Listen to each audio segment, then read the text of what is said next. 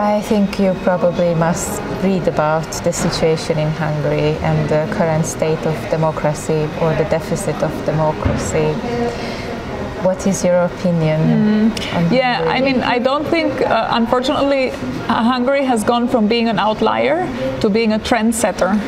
And so I think that the question is now not so much a question of Hungary as being different and isolated from Europe, but of the European Union as modeling itself after Hungary increasingly. And the way I see it is I don't see the Hungarian government as being isolated, I see it as becoming more and more mainstream and indeed building a trend in Europe where the project of European integration is being hijacked by these nationalist exclusive governments who are trying to undermine the EU from within rather than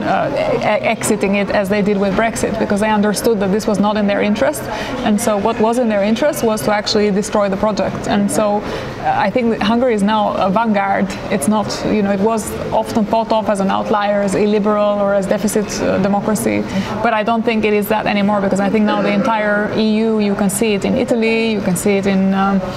Slovakia, it's now becoming more, and you can see it in France with the Le Pen government. There is a resurgence of the right and also a kind of internationalization of that project, which is becoming mainstream and which actually endangers the whole continent. It's not just a question of one country or another country.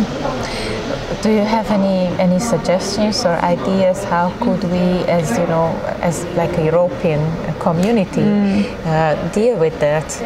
I mean, in Hungary they used to say for a very long time that our nation is just used to having a strong leader because we are like socialized like this, that we,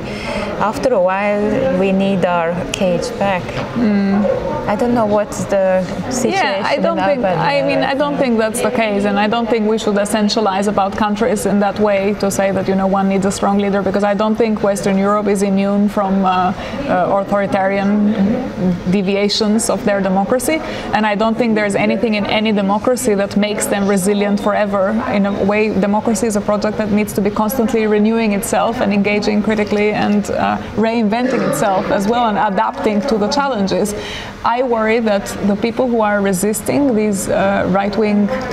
let's say, interpretations of the European Union are doing it from a position of nostalgia, of liberalism, and of insufficient criticism of what went wrong with that project, such that it could enable the emergence of the right.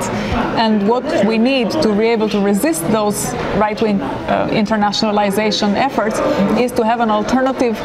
critical and constructive movement that is a pan-European one, but also open to the world, and so not just kind of rigidifying Europe, and that actually is a project of social justice and of transnational integration from the left. And the problem is that you have a strong right, but a very weak left, and a resistance to the right that comes from a liberal center that is very apologetic and very